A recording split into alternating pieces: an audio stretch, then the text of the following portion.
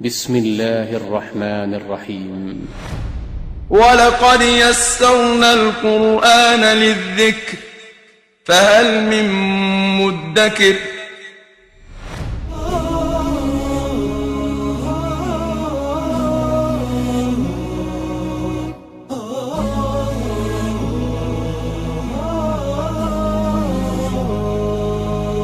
قرآن فجر يا أخي مشهود والخير في صفحاته معقود فاحرص على القرآن لا تبخل به فالخير دوما للورى مردود. أعوذ بالله من الشيطان الرجيم. بسم الله الرحمن الرحيم. الحمد لله رب العالمين والصلاة والسلام على أشرف الأنبياء والمرسلين وعلى آله وأصحابه أجمعين. أما بعد السلام عليكم ورحمة الله وبركاته. Aziz muhtaram qeyrindaşlar, bugün uzun ulug' bo'lgan bir yo'lchilikning muqaddimasi bo'lgan bir holatda turibdimiz. Büyük bo'lgan qasr imoratning bir bo'sog'illarga qadam basish harpsida turibdimiz. Uzun ve eg'ir dedim. O bo'lsa Qur'oni Karimning tafsiri dersleri. Bugünden itibaren inşallah Qur'oni Karimning tafsir dersleri başlanıp Allah yardım berse Suretul Fatiha onundan keyin umum Müslümanlarning her ikini namazlarda okuyduğun ve okulup kelavatkan 10 sure yani kısa sureler hakkında tefsirlerimizni huzurunlarga sunuşni niyet kılganmiz. İnşallah o kısa sureler tefsir kılınıp tügendiğin keyin belki yanılan mesleğet bilen inşallah Kur'an-ı Kerim'nin 5'den tatıp ahirgacha huzurunlarga sunuşqa tirişimiz Allah subhanahu ve taala muvaffaq kılsın. Aziz qarindoshlarimiz, fikir bu uzun ve ağır mesuliyetini üstüge elişte tolma aciz. Her bir cihette, maddi, manevi cihette, maddi cihette degenim, ilmi cihette, ilmi kuvvet cihette aciz bo'lgan bo'lsam-mu, Allah subhanahu ve taala'nın yardımı olan biz Uygur Müslümanlarına nispeten tarihten bu yan bo'lmagan bir vazife, elip berilmagan, kaldırılmagan bir vazife bo'lganligi için elbette ki bu yolga Allah'ına tevekkül kılıp çıktım. Tabii ki bilmem ki dünyanın hem yerlerde, arkayız taraflarda doktor, profesör bu işinin ehli bo'lgan, tefsirinin ehli bo'lgan ustazlarımız, şeyhlerimiz, hatta ki fakirni, el-hakirni 10 yıllıgan, 20 yıllıgan okutuşlar bilen okutalaydigan ustazlarımızın bağlığıda şek şübhe kılmayman. Tabii ki bu yolun uzunluğu, bu mesuliyetinin ağırlığı nispeten elip etkanda jürkem bir xil davalgıydı ve bir xil ağırlık his kılıman. Ama yukarıda tilgilip etkinimdek, meni 10 yıllap, 20 yıllap okutalıgıdek tefsirildin ehli olan, tefsir okugan, hatta ki tefsir şunas, tefsir mütehassisleri olan qarindoshlarımның bağlığını esligirimde deymen ki ola elbette ki men bu Allah'ın kelamından ibaret bo'lgan ulug' kelamni şerileşte, onun manasını bayan kılışta hata ketip kalsam elbette ki ustazlarım bunun qarab turmaydı, bana tanqidi fikir berdi deganimni o'ylaganimda yanlam elbette ki bir xil qalbimga bo'lgan teselli urukları çekilgan bo'ladi. Bunun için aziz dostlar, biz tefsir dersimizni başlaştım burun tefsirinin usulü hakkında bir to'xtalib o'tmoqchiman. Çünkü her nesinin ule her narsaning yultizi, her narsaning manbasi bo'ladi. Undaq ekan, albattaki insoniyat dunyosining dunyo va oxiratlik harakat dasturisi bo'lgan, insoniyat dunyosining yo'l xaritasi bo'lgan Qur'on va Qur'onni anglatish, Qur'onni o'rganish, Qur'onning shar'isini shar'iylash, Qur'onning tafsirini qilishdan iborat bu buyuk yo'lning, bu buyuk xizmatning, bu buyuk amonatning albattaki qandaqmi usuli bo'lmasin.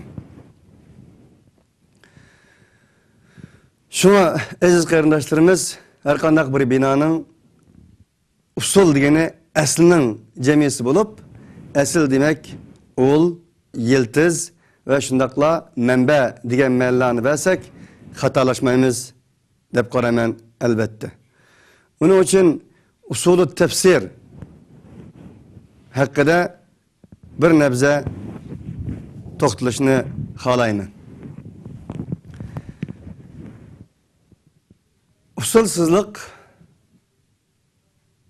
Usulsizlik bir binoning uli bo'lmasa, o binoning mavjudiyati bo'lmaydi demektir.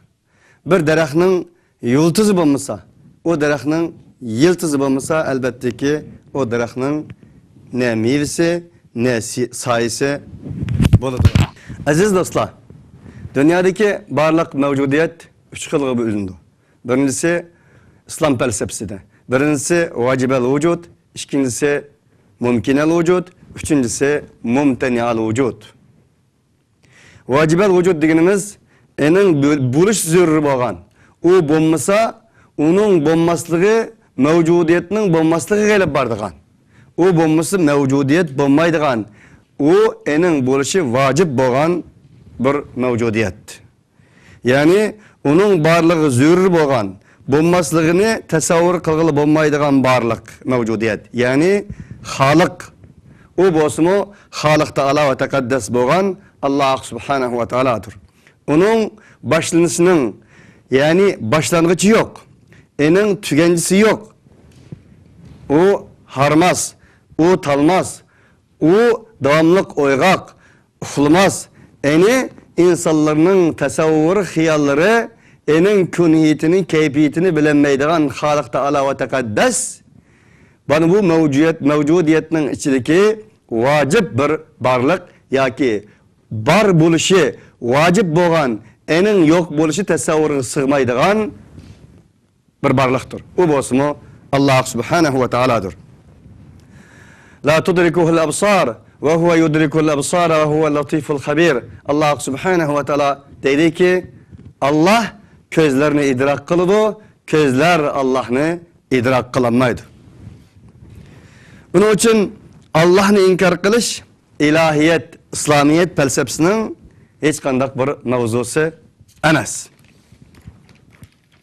O bolsumu psikologiya ve tibabatının mevzusudur. Çünkü bir akıllık insanın Allah'ını inkar kılışı normal bir ahval olmasın, akıl hoşu ve ruhiyet dünyasının keselliğinden ibarettir. Bir insan özünün barlığını inkar kılmazdan Allah'ın barlığını asla inkar kılamaydı. Bir insan özünün barlığını inkar kıldı degen gep, özünün barlığını inkar kılgandan kim? Allah, neuzubillah, yok Allah'ın barlığını inkar kılaman. Diş için şu insan yüz buluş lazım. Yüz bulmagan insan, kandak mı Allah yok diyersin ki, onda Allah için Allah'ın mevcudiyetini, Allah'ın barlığını inkar kılış, o insanın özünü inkar kılıştır. Özünü inkar kılmagan insan Allah'ını inkar kılamaydı. Özünü inkar kılıp durup Allah yok diyemedi ki, öz yok olsa Allah yok diyen söz nereden çıksın ki? Onun için Allah'ın yok diyen insan elbette ki enin ruhiyet dünyasının çatak çıkan, akıllıdan çatak çıkan, enin fitret vicdanıdan çatak çıkan, enin sağlık bir müşkilçiliği var. Akli sağlıkının müşkilçiliği var bir insan bulup, bu bolsun İslami felsefenin talaş tartışılan meselesi emas, bu bolsun ruhiyet keselliği, tibabet keselliği ve akli keselliginin talaş tartış kıladigan meselesidir. Halıkның barlığını inkar kılgan insanlarga kelsak, o halıkını inkar kılgan insanlar Halıq Taala ve Tekaddes'nin ornuga başka bir Tengrini tiklaydi de onun ismini tasadüp yaki tabiat dep isim koydu. Çünkü insan buluş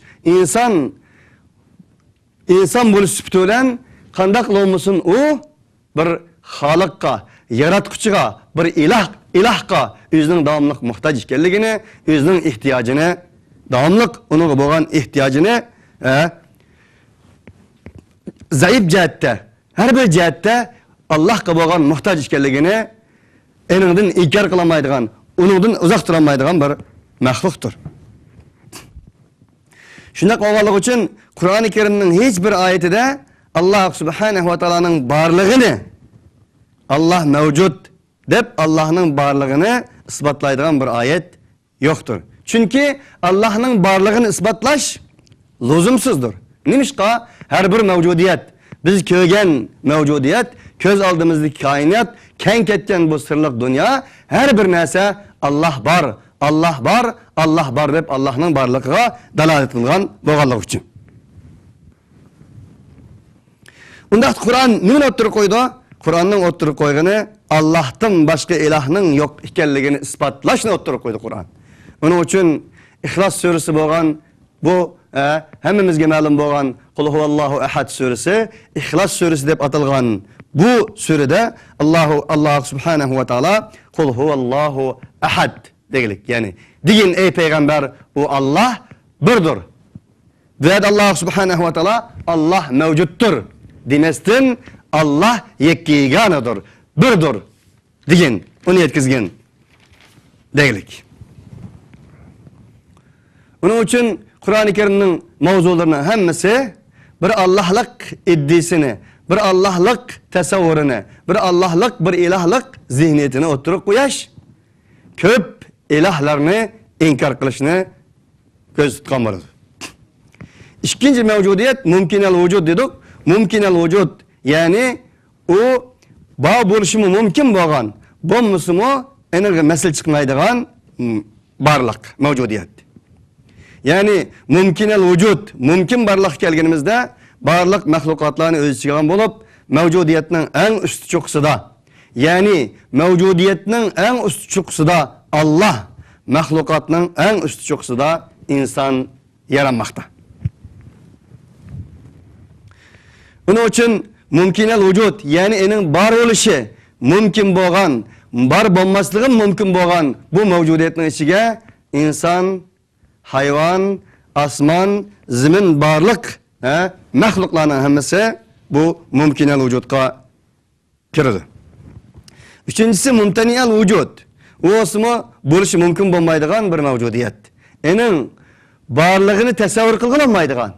Ama ne için onda olsa bu mevzunun üzü geçirip kaldı edilse onu perz-i mahal dep eni tesavvur kılıp turduğan. Ama ondaqda o nime degende yokluk.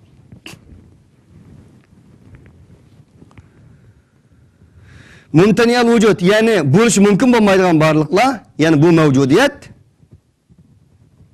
bu barlık yorukluk bolsa yokluk bolsa karangılık okşaydı. Mesela mümteniyel vücud yani enin yokluğu perz mahal kılıngan bir barlık var, enin ismi yokluk. Bu yokluk karangılık okşaydı. Karangılık aslında yorulukның üçü ve nurunun tüyüşü demektir. Yani enin asli bulmagan, asli yok narsa demektir. Barlık mevcudiyet yani ba narsa özünün nurunu Allah Subhanahu ve Taala'dan algan boludu. Allah Subhanahu ve Taala'nın degindek Allahu nurus semavati vel ard. Allah asmanның nurudur, ziminning nurudur. Bu ma'nodan elbet aytganda iman ve tevhid yoruk bir nurga, şirk ve küfür bolsa karangılık okşaydı. Undaqda iman ve tevhidning manbasi Allah'tır. Küfür ve şirkning asli manbasi adam yani yoktur. Enin mevcut buluşu mümkün bo'lmaydigan bir mavjudiyatdir.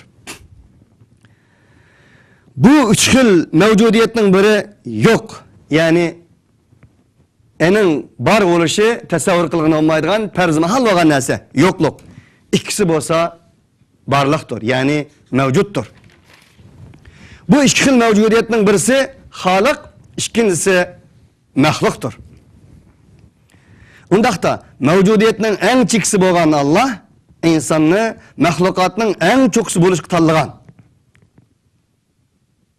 Ya'ni bu mavjudiyatning eng ustuni, yuksigi bo'lgan Alloh subhanahu va taolo maxluqdan iborat bo'lgan, maxluqotdan iborat bo'lgan bu mavjudiyatning eng ustun cho'qisini inson bo'lsin deb Alloh subhanahu va taolo insonni maxluqotning eng cho'qisi bo'lishga tanlagan va uningga ikrom qilgan, ulug' qilgandir. Alloh subhanahu va taoloning degandek: "Va laqad karramna bani Adam." Biz Adam o'g'illarini ikrom qildik, hurmatladik. Unda o'g'illik uchun insondan iborat bo'lgan bu maxluqqa Alloh subhanahu va taolo barliq maxluqotning xo'jayini bo'lishga, bu maxluqotni Alloh subhanahu va taolo unga musaxxar qilishga tanlagan maxluqotning cho'qisidir inson. Undaqda Alloh subhanahu va taoloning biz odam bolalarini ikrom qildik, hurmat qildik degani, undaqda Allohning odam bolalariga bo'lgan ikromi nima va qanday ikrom qilgan?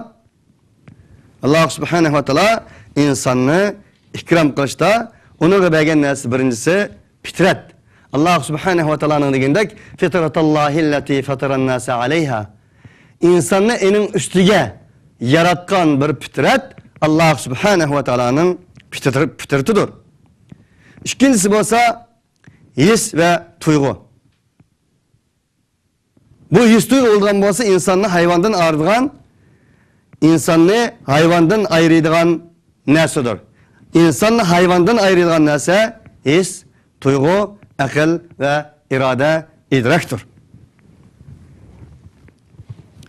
Üçüncüsü Alloh subhanahu va taoloning biz odam o'g'illarini ikrom qildik, hurmat qildik degani aqldir. Aql bilan inson oq bilan qorni, ochiq bilan tatliqni, qorong'i bilan yo'riqni, haq bilan nohaqni ayirish xususiyatiga ega. Bu Alloh subhanahu va taoloning inson bolalarini ulug' qilgan ulug'lik alomatlarining va javharlarining biri. Dördüncüsü bo'lsa vahiydir. Vahiy nima? Vahiy, ya'ni vahiy orqali Alloh subhanahu va taolo insonni hurmatlagandir. Ya'ni Alloh subhanahu va taoloning inson bilan samoviy vahiylari orqali so'zlashgani Alloh subhanahu va taoloning insonga vahiy orqali vahiydan iborat javhar bilan hurmat qilganidir. Undaqda bu kadar şeref ve hürmetli bo'lgan insan mas'uliyatsiz olamdı.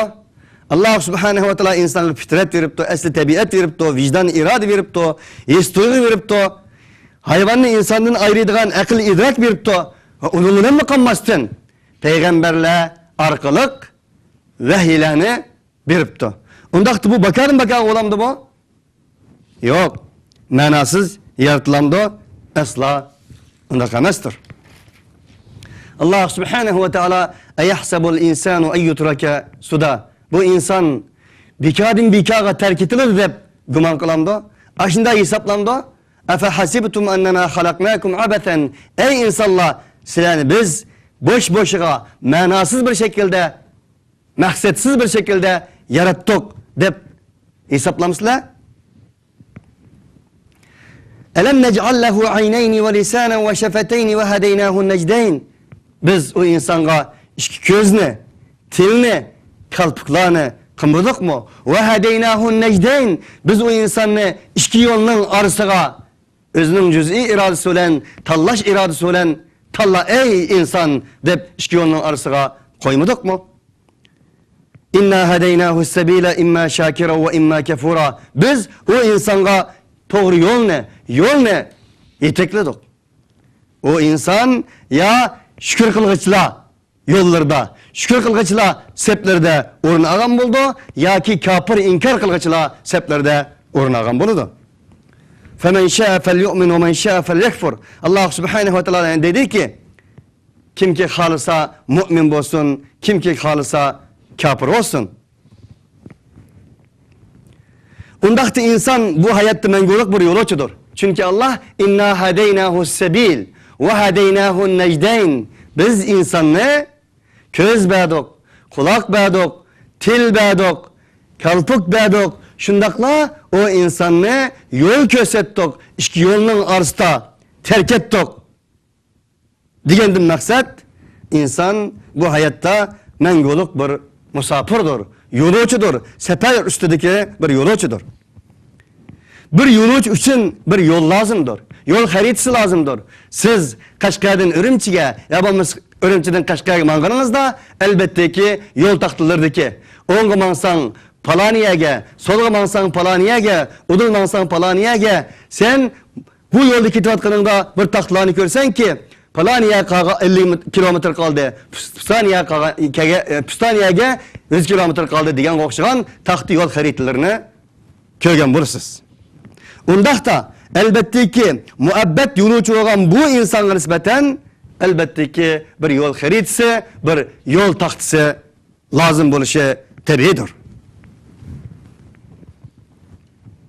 Undaqda o yol bolsa, qaysi yoldur o? O yol İslam'dır. İslam insandan ibaret ebedi yolcu'nun mukaddes yolunun ismidir. Undaqda insan ebedi bir yolcu iken o yolcu'nun yolunun ismi mukaddes İslam'dır. Undaqda İslam bu muhabbet yolcu'nun yolunun ismi bolsa, İslam'ın başlangıç tarihi nime? Kaçan başlangan İslam? İslam diyen isim kaçandan oturup koyulgan? Cevap. Allah insan bilen vahiy arkalık sözleşken minuttan tatıp başlangandır. İslam bir peygamberge alaydı birilgen yolunun ismi emas, belki barlıq peygamberlerge birilgen mukaddes bir yolunun ismidir. Biz bilgen ve bilmegen peygamberlerinin hemmisi İslam peygamberidir.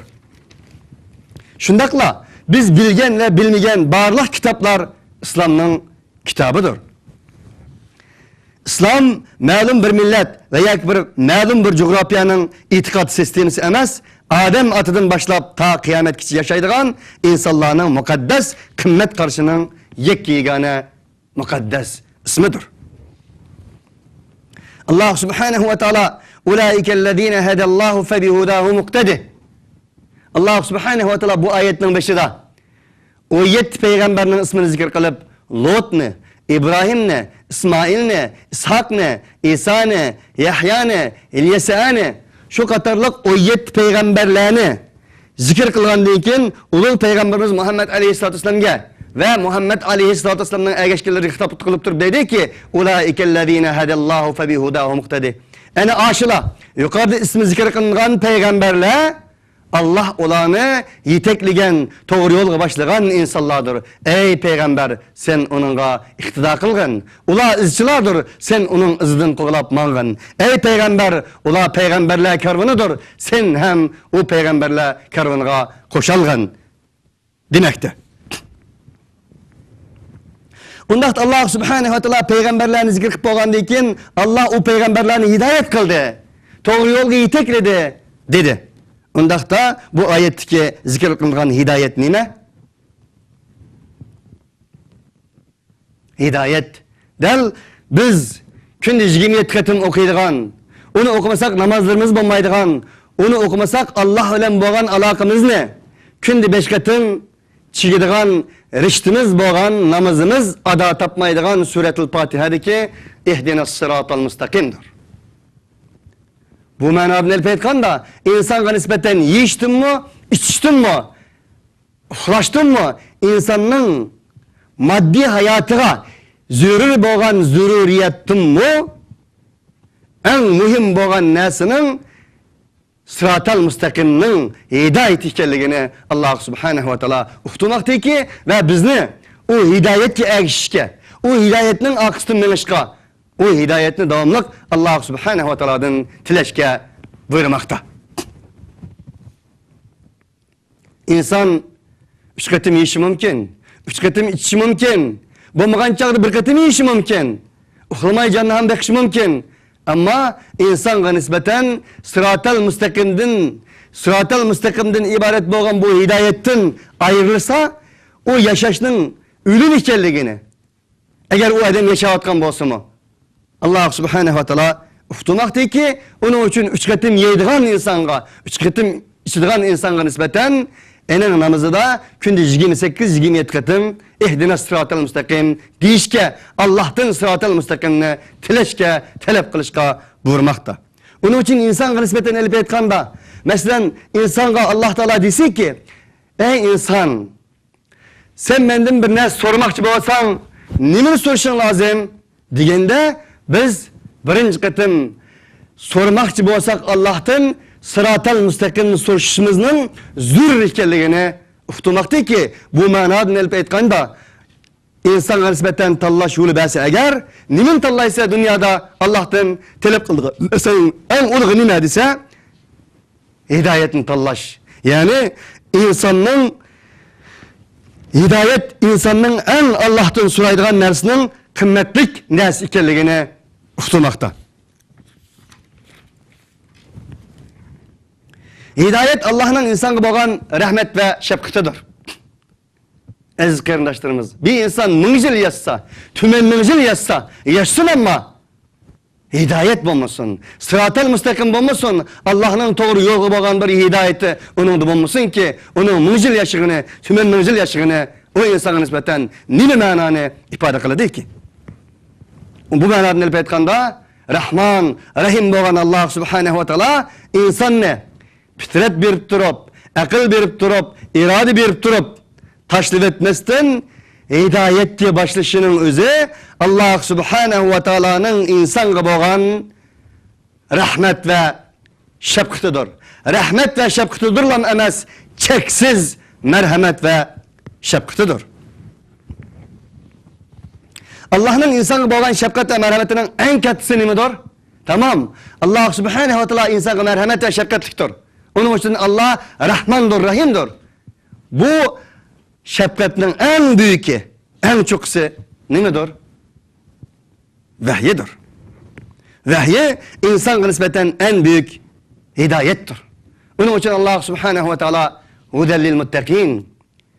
Mana bu insaniyetin hareket dasturisi bo'lgan Kur'an-ı Kerim'nin 2. suresinin 2. ayetide huden lil muttaqin. Bu Allah aldidagi mas'uliyatni tuğnagan Allah'tan hakiki eymengen, Allah aldidagi cho'ng kichik mas'uliyatni tuğnagan insonga nisbatan hidayettir. Yani Allah subhanahu wa ta'ala huden lin nas. Bu vahiy to'g'riliq dediki, bu insaniyetning hidayetidir. İnsaniyetning to'g'ri yo'lidir. İnsaniyetning hareket dasturisidir. İnsaniyetning yo'l xaritasidir.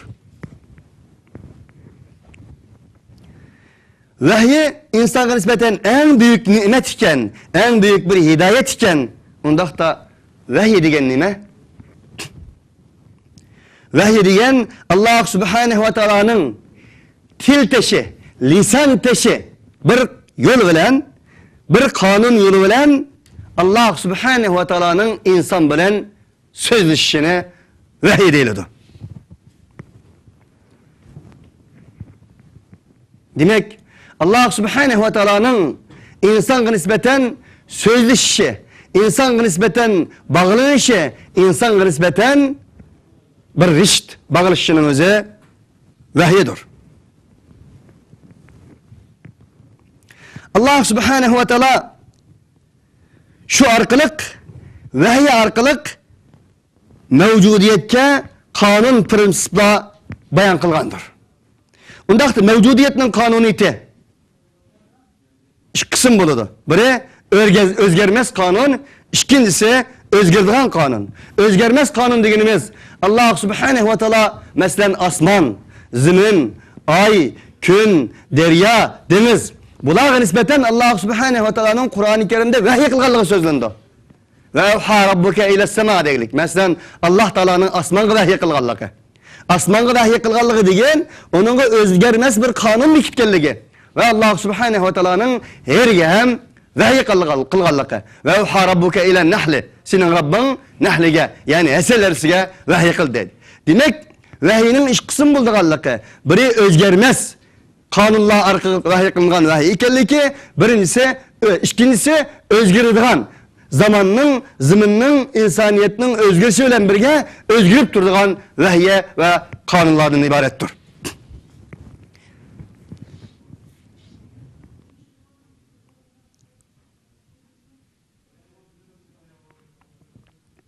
Özgürlüğün kanun, özgermez kanun dedik. Özgermez kanun, özgermeydiğin kainatka. Özgürlüğün kanun bolsa, zaman zaman özgürüp durduğun insanlara nazil kılıngandır. Onun için gün demeydi ki, benim beşim kayıp gitti, benim yoruğum tükep gitti, bugün çıkmayman, bugün oturup torsam bulamdı ki, bugün yoruğum vermeyman. Ay demeydi ki, çökle ağırıp men bu yer şarını, beşim kayıp gitti. Deniz demeydi ki, men herip gittim, yandım, taldım. Demek bu özgermez mahlukatga nispeten Allah Subhanahu ve Taala'nın özgermez bir vahiyini kılganlığı, ilham kılganlığı. Bu vahiy kanunun neticesinde ulanın kıyamet kadar özgermeydiganlığı.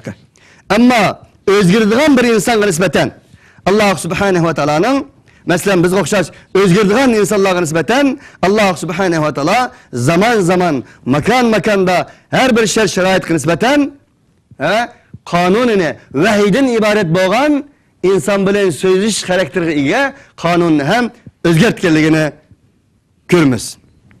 Onun için Allah Subhanahu ve Taala özgürüp durduğun insanlara bir emas mığlagan peygamberler evetkendir. Şundakla bir lam kitap emas, onlagan kitaplarını evetkendir. Yani ne demek bu? Yani vahiy yolu bilen nazil kılgandır. Bu kanuniyetlerin hemmesi vahiy yolu arkalık nazil kılıngandır. Hem de vahiynin nazil buluşu üç kısım buludu. Birincisi düşülen buludu. İkincisi perde aksıdın Allah Subhanahu ve Taala gep kılgan buludu. Huddi Musa aleyhissalatu vesselam'ga sözlügendek. Ve üçüncü bir kısmı periştler arkalık. Cibril aleyhissalatu vesselam arkalık vahiy melekleri, vahiy malaikeleri arkalık sözlügen buludu. Allah Subhanahu ve Taala bu üç xil vahiynin türünü Sure Şura'nın 51. ayetinde şundak tasvirleydi ki وَمَا كَانَ لِبَشَرٍ اَنْ يُكَلِّمَهُ اللّٰهُ اِلَّا وَحْيًا اَوْ مِنْ وَرَاءِ حِجَابٍ اَوْ يُرْسِلَ رَسُولًا Allah Subhanahu ve Taala ayeti deydi ki Allah bir insanga söz kılmakçı olsa يُكَلِّمَهُ اللّٰهُ bir insanga Allah Subhanahu ve Taala söz kılmakçı olsa tüvendikidek üç xil uslupta sözleydi. Birincisi rüya arkalık. Bu rüya arkalık sözlüğünü biz Ulu Peygamberimiz Muhammed Aleyhisselatü Vesselam'ın eserlerde, hadislerde, sahih hadislerde, faaliyetlerde hem görmüş. İkincinin hicap akıstın gep konuda. Huddi Musa Aleyhisselatü Vesselam'a turtağıda sözlüğünü dek. Üçüncüden Cibril Aleyhisselatü Vesselam'ın Muhammed Aleyhisselatü Vesselam'a ayet, sure, şer-şerait kartta Ulu Kur'an-ı Kerim'ne erip düşkünü dek. En ahırkı bolgan vahiy, ulu Kur'an-ı Kerim bolsa, bu ayet tesvirlengen, yani üçüncü xil usluptiki vahiynin nazil kılınışı kanuni. Kanunun en ahırkısı bolgan Cibril aleyhissalatü vesselam. Yani vahiynin nazil kılınış kanunun en ahırkısı bolgan Cibril aleyhissalatü vesselam arkalık nazil bolgan kitaptır. Kur'an-ı Kerim bolsa vahiylerinin en ahırkısı bolgan vahiyidir. Undakta Kur'an-ı Kerim kandak kitap? Kur'an Ulu Peygamberimiz Muhammed Aleyhisselatü Vesselam'a 571. yıldan başlayan asasta 23 yıl jaryanida her bir zaman, her bir şer-şerait, her bir şu vaxt yaşayan insanların müşkülçiliklerini hal qilish maqsadida 23 yıl jaryanida peydinbey tushgan ilahi bir kitapning, vahiyning ismidir Kur'an. Kur'an alimlarning deyishicha qarana ve qaraadin mushtaq. Bunun ma'nosi jug'lamoq, birga keltirmak, o'qimoq degan ma'nolarga ega. Ism maf'ul ma'nosi bilan elib aytganda o'qilgan degan ma'noda. Unda Kur'an o'qilganlarga nisbatan Kur'andir. O'qimaganlarning Kur'ani emasdir. O'qimoq ma'nolarining nima deyotganligini bilib o'qimoq, o o'qimoqdir. Ya'ni nima deganligini bilmasdan o'qimoq kamil bir şekilde o'qimoq emasdir. O'xshash kelimadan kelib chiqqan istiqro kelimesi o'qimoq, tushunmak, yashamoq, his qilmoq ve bilmek degan ma'nolar bo'ladi. Unda Kur'an ushbu ma'nolarning hammasini o'z ichiga olgan. Ya'ni so'zni tizmoq, jug'lamoq, o'qimoq, bilmek, his qilmoq ve yaşamoq, uni hayotga o'zlashtirmak degan ma'nolarni o'z ichiga olgan bo'ladi. Kur'an üçüncüsü mufassirdir ve mufassirdir. Mufassir degan nima? Tafsir qilg'ichi ism fa'il ma'nosida. Ya'ni Kur'an nimani tafsir qiladi? Haqni tafsir qiladi, adolatni tafsir qiladi, siyosatni tafsir qiladi, hokimiyatni tafsir qiladi, ijtimoiy adab axloqni tafsir qiladi, ibodatni tafsir qiladi, muomalani tafsir qiladi, tijoratni tafsir qiladi. Ya'ni demak insoniyat dunyosida insonlarga nisbatan kerak bo'lgan narsalarning hammasini tafsir qiladi. Unda bo'lganligi uchun bu ma'nodan elib aytganda Kur'an mufassirdir. İkincisi Kur'an mufassirdir. Tafsir qilinguchidir. Kim tafsir tarafidan tafsir qilinguchidir? Allah subhanahu ve taala tarafidan tafsir qilinguchidir. Allah subhanahu ve taala'nın deyindek فَاِذَا قَرَأْنَاهُ فَاتَّبِعُ قُرْآنَهُ ثُمَّ اِنَّ عَلَيْنَا بَيَانَهُ. Ey Peygamber, her kaçan biz bu Kur'an'ı sen kıraat kılgınımızda enin kıraatiga kulak sağın, ergeçkin. ثُمَّ اِنَّ عَلَيْنَا بَيَانَهُ. Hakikaten andın ki o Kur'an-ı Kerim'ni bayan kılış, o Kur'an-ı Kerim'ni tefsir kılış, o Kur'an-ı Kerim'ni izahlaş bizim üstümüzgedir. Dördüncü Kur'an-ı Kerim Allah Subhanahu ve Teala'nın kelamıdır. Yani kelamullah'dır. Allah'ın kelamı değildir ama lisanullah enestir. Beşinci Kur'an-ı Kerim mutevatırdır. Ne demek mutevatır demek? Kur'an-ı Kerim yüzlügen, mılgan insanların kalbiden kalpke, sedirden sedirge, sudurlardan sudurlarga, setirden setirge, soturlardan soturlarga, koldan kolga, kalemlerden kalemlerge yötkelgen, eninga yalganlıkı ihtimal bulmagan, eni bir insanın yalgan dep ağızdan çıkışıga emas, belki tasavvur kılışıga mı ihtimali bulmagan mutevatır sözdür. Kur'an-ı Kerim'ne bu Kur'an-ı Kerim nazil olan Ulu Peygamberimiz Muhammed Aleyhisselatü Vesselam ve onun sahabeleri ezgirleştirimiz bizge yetip gelişige kanda hareket kılgan, kanda faaliyet kılgan degende ezgirleştirimiz ular bir kelimege, bir ayetke, bir sürge umumen kılıp etkanda Kur'an-ı Kerim'nin ayetlerden birge nazil boğa vaktinin özde Ulu Peygamberimiz Muhammed Aleyhisselatü Vesselam ular okuvatka vaktinin özde huddi bir padişah, bugünkü insanların nazarında bir padişah, yak bo'lmasa bir aziz mehman, yak bo'lmasa ulug' bir mehmoni kelgandek qo'llab turatdi. Ana shunday his tuyg'ularda bo'latdi. Alloh subhanahu va taoloning ularning Qur'oni Karimga bo'lgan, oyatlarga bo'lgan muomalalarini buni oyatda shunday dediki: "Ve iza ma unzilat suratun faminhum men yaqulu ayyukum zadatuhu hadi imana" فَأَمَّا الَّذ۪ينَ آمَنُوا فَزَادَتْهُمْ اِيمَانًا وَهُمْ يَسْتَبْشِرُونَ. O iman etkallah, olağa nispeten bir sure nazil kılınsa, bir ayet nazil kılınsa, olağını imanları ziyade kılıp da وَهُمْ يَسْتَبْشِرُونَ. Olağa onundan hoş olup gidiyordu. Olağa onundan elbette ki hoşbuşaret, pehirlenip gidiyordu. Olağa bir nispeten ayet düştü, sure düştü, sure nazil kılındı dep ketken boludu. Bu mavzuda aziz qarindoshlarimiz, men bir qissani bayon qilmoqchiman. O bo'lsa ulug' onamiz Ummu Aymanning qissasi. Peygamber aleyhissalatu vesselam'ın vafatıdan keyin Peygamber aleyhissalatu vesselam'ın vafatıdan keyin Ebu Bekir Sıddık olan Ömer radhiyallahu anhu uçuruşida birisi-birisini Resulullah'ını sevganlığı için Peygamber aleyhissalatu vesselam'ga bo'lgan mehr muhabbeti Resulullah'a bo'lgan sevginishi iztirobida yig'ilganligini ko'rdi. Ko'rgandan keyin o ikkisi dediki, siz nima yig'laysiz? Birisi-birisidan so'raganda Resulullah'a bo'lgan sevginish iztirobidan yig'ilganligini deyishdi. Ular dediki, biz Resulullah hayat ekan ening umutini ichadigan, uyga berib jumadan keyin ziyorat qiladigan, ening tomoqni yeydigan bir Ummu Ayman deydigan bir onamiz bor. Shunday qilishga boraylikki, o bizga tasalli beradi. İkisi Ebu Bekir Sıddık olan Ömer radhiyallahu anhu Ummu Ayman onamizning qishiga bordi. Borgandan keyin Ummu Ayman ham ularning oldiga chiqdi da ularning yig'laganligini ko'rib, "Nim bo'ldinglar? Nim deb yig'laysizlar?" degandan keyin biz bunda Resulullah'ını sevginib yig'laymiz deganda Ummu Ayman onamizning ko'zlaridan ham taramlab yosh chiqishga boshlaydi. "Ya ana, sizni bizga tasalli berdi, ana buni sifat bilan deb kelgan edik. Ammo neden nima ish qilsiz? Bizga o'xshash yig'laysiz" deganda, "Ey o'g'lillarim, ey bolalarim, sizlarning yig'ilishinglar ayrim, mening yig'ilishim ayrim. Sizlar Muhammad aleyhissalatu vesselam'ni sevginib yig'ilgan bo'lsanglar, men Allah olan bizning aramizdagi aloqa, vahiy uzilib qoldi, ayet uzilib qoldi, sura uzilib qoldi da Muhammad aleyhissalatu vesselam'ning vafoti ana shuningga sabab bo'ldi deb yig'layman degan edi. Uning uchun aziz qarindoshlarimiz, sahobalarning ayetga bo'lgan, Qur'oni Karimga bo'lgan, suraga bo'lgan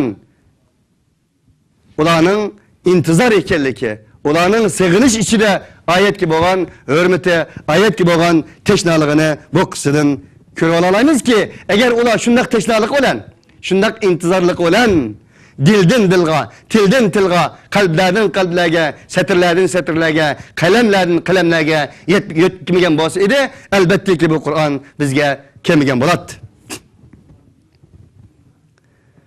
6-inchisi Qur'oni Karim ochiq oshkora kitobdir. Bayon qilg'ich kitobdir, kitobun mubindir. 7-inchisi Qur'oni Karim şamil ve kamil ve camidir. Yani kitabi kitap emasdir, hayati kitaptır, kainatning kitabidir. 9-inchi Qur'oni Karim tedrici, 8-inchi Qur'oni Karim hidayettir, nurdur ve fırqandır.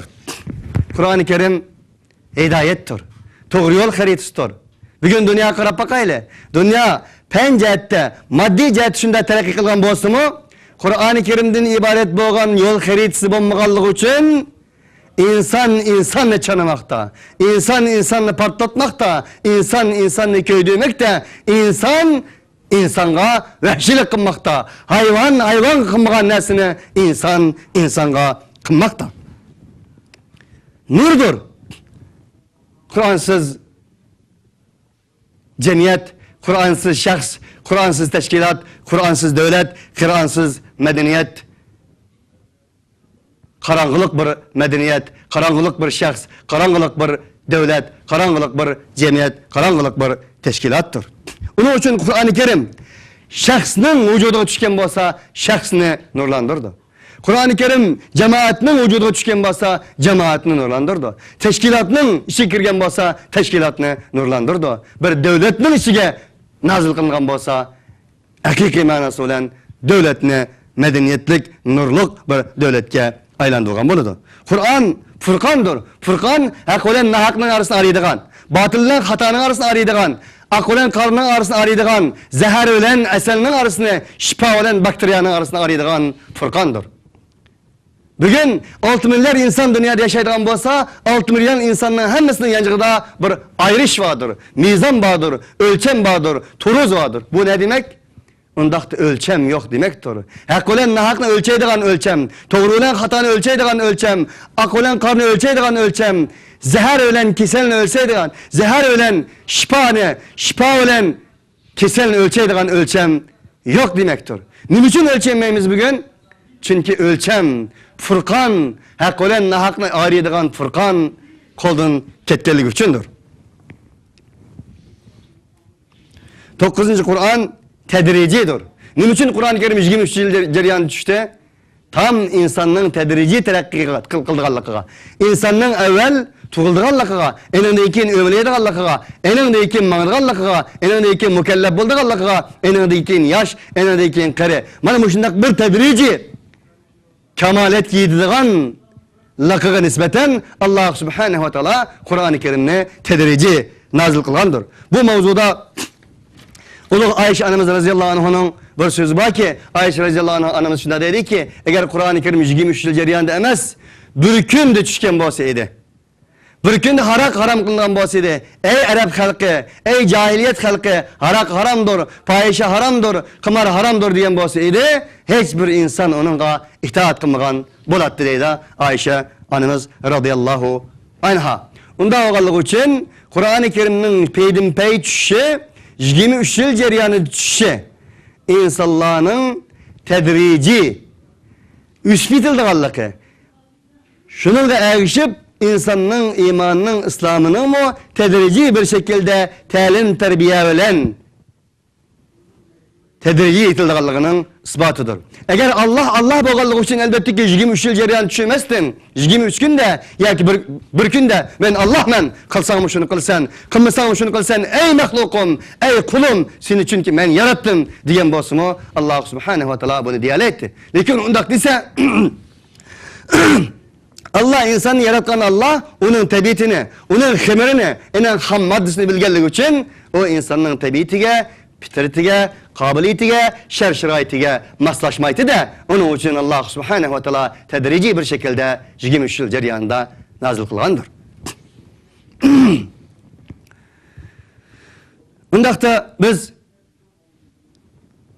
maqsadning o'ziga kelsak, Kur'an şundaq ekan, ondaqda Kur'an'a tefsir qilish. Ondaqda tefsir degan nima? Tefsir el-idah vel bayan, izahlamak, açmak, uçuk bayan qilmak. Tevil deydigan bir kelime ötüdü. Tefsir ma'no bilan münasebetlik bulup, onun yakın bo'lgan tevil maqsad bilan münasebetlik bir kelimedir. Kur'an'ı tefsir qilishda elbette ki tüyendeki bir qancha noktalarga dikkat qilishimiz lazım. Birinci yuqori deganimizdek kelimelerge dikkat qilishimiz lazım ki bir kelime aldığımızga chiqqan bo'lsa, bu kelime to'g'risida Kur'an-ı Kerim'de başka bunun münasebetli kelimeler var mı? Eğer o ayet olgan bo'lsa, bunun münasebetli ayetler var mı? Eğer o sure olgan bo'lsa, bunun münasebetli sureler var mı? Bunu aktarıp çıkış lazım.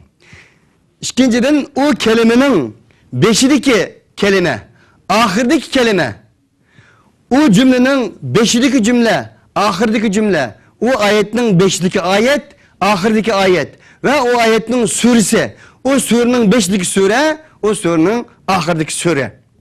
Bu şununla dikkat kılış lazım. Bunun alakı var mı, yok mu diyen nesde dikkat kılış lazım. Eğer çünkü onda kılmasın kelimelerini bilginimizde, cümlelerini bilginimizde, Kur'an-ı Kerim'deki bir kelimeyi elip durup, ya ki bir ayetini elip durup, ya ki bir cümleyi elip durup, keskin bir şekilde onun tefsiri bilginimizde, o ayetinin üstündeki ayetke bo'lgan münasebeti, kelgüsüde kelgen ayetke bo'lgan münasebeti, bu ayet zikir kılınan surege bo'lgan münasebeti, o surenin baştaki surege bo'lgan münasebeti, ahirge bo'lgan münasebeti, şundaqla Kur'an-ı Kerim'nin barlık yerdeki ayetler, kelimeler ve cümlelerge bo'lgan münasebetini birge ekip durup tefsir kılmasın şer'i vermezden kesip bir şer'i vergenimizde ve de müşkilçilikinin çoğu çıkıdı. Şunun için bugün gündeki İslam dünyasındaki meyli tefsir dünyasında, meyli davet dünyasında bo'lgan kelip çıkıvatkan müşkilçilikinin özü nime degende ayetini kesip eliş, yoki surenin bir cümlesini kesip eliş, kelimesini kesip eliş, cami, şamil bo'lmagan bir şekilde Kur'an'a tefsir kılıştır. İkincisi, bu ayet doğrusunda, bu ne demek bu? Bu ayet doğrusunda Allah Kur'an-ı Kerim'de, bu kelime doğrusunda Allah Kur'an-ı Kerim'de yani ne dedi? Diyenge işaret kılış. İkincisi olsa, bu ayet doğrusunda esbabın nuzul, siret ne dedi? Olur Peygamberimiz Muhammed Aleyhisselatü Vesselam'ın siretinde bu ayet kaçan düşken? Nime üçün düşken? Mekke'de düşken mi? Medine'de düşken mi? Nime sebep bilen düşken? Ve şundakla bu mevzuda Ulu Peygamberimiz Muhammed Aleyhisselatü Vesselam bu ayetke bu kelimege qanday tefsir qilgan? Muhammed Aleyhisselatü Vesselam zat bu ayetke, bu kelimege, bu cümlege, bu so'riga nima degan? Bununla dikkat qilish lazım bo'ladi. Endan keyin bir kelimege nisbatan, bir cümlege nisbatan, bir ayetga nisbatan sahabalar qanday tefsir qilgan? Andan keyin tabiinlar qanday tefsir qilgan? Endan keyin mufassir ulamalar, muhaddis ulamalar, mazhab ulamolari bu oyatlarga nima degan? Tefsirshunoslar bu oyatlarga nima degan? Degan mavzularga qattiq dikkat qilmagan taqdirda albatta ki biz Qur'oni Karimning haqiqiy ma'nosini, Allah iroda qilgan ma'nosini o'ttirga chiqarmasligimiz mumkin. Va shuni deyishimiz mumkinki, har bir mufassir albatta ki o'zining tafsirida men mushuni dedim, Allohning murodi mushu. Allah bu oyatdan mushuni maqsad qildi demaydi. O en ahir kelimini hiç qanday bir mufassir so'zlayolmaydi ve so'zlamasligi lozim. Elbette ki men Qur'ondan Allohning degani bo'yicha, payg'ambarning degani bo'yicha, sahobalarning bu oyatga tafsir qilgani bo'yicha va shundaqla palon tafsir mufassirning degani bo'yicha mushundaq tafsir qildim. Vallohu taala a'lam deyilishi mumkinki, kesin bir halda, keskin bir halda zat Allohning murodi mushu, yüz mush to'g'ri diyemesligi mümkün. Onun için aziz dostlar, biz Kur'an-ı Kerim'nin ebedi bir yolcu bo'lgan insanın ebedi yolunun hareket dasturi ekanligi, hayat kitabı ekanligi, yol haritasi ekanligini tushunganimizda insoniyatning vahyiga nisbatan, Qur'oni Karimga nisbatan ne kadar ihtiyacının bor ekanligini, muhtoj ekanligini bilyapmiz. Bulup mu bugün vahşilik tolgan, medeniyet namı olan medeniyetsizlik tolgan, ilim namı olan ilimsizlik tolgan, cehalet tolgan, mehr şefkat namı olan nefret tolgan, dostluk namı olan düşmanlık tolgan, hak hukuk namı olan haklar, hukuklar çeylengen, dessengen, defsen kılıngan bu insaniyet dünyası da, bu insaniyet dünyasının yeniden bir gülünüş için, yeniden hayat bahşiş için özüge nispeten, yeniden bir medeniyet, yeniden bir hak hukuk, medeniyet dünyası kuruş için Kur'an-ı Kerim'den ibaret bo'lgan bu vahiyge ne kadar muhtaç ekanligini bilib yetdik. Bu nima bilan boshlandi deganda, yeniden bir dünya kuruş için, yeniden bir medeniyet kuruş için, yeniden bir adalet kuruş için, yeniden Kur'an bilen, İslam iman bilen, hakiki Muhammed Aleyhisselatü Vesselam ve onun sahabeleri Kur'an-ı Kerim'de qanday tushungan bo'lsa, shu pidi tushunadigan bir xil shaxslarga, jamoatlarga, avangardlarga muhtoj ekanligi. U avangardlarning undan keyin jamiyatning, jamoatning tashkillanganligi va u avangardlar bo'lsa, albatta ummatga, musulmonlarga va shundaqla insaniyetning anisi bo'lgan ümmetke aylandiganligi, şu arqılık barliq insaniyetga nisbatan yo'lboshchi, rahbar, ulgu bo'lalaydiganligi, şu arqılık insaniyet dünyasına nisbatan dünya ve ahirette, dünyada hem ahirette hem baxtlik bir, saadetlik bir cemiyet barpo qilalaydiganligini hammamiz uqishimiz, bilishimiz, tunishimiz lozim ekanligini so'zlashlar birga gapimni müşahede to'xtaman. Subhan rabbika rabbil izzati amma yasifun ve selamun alel mursalin velhamdülillahi rabbil alamin.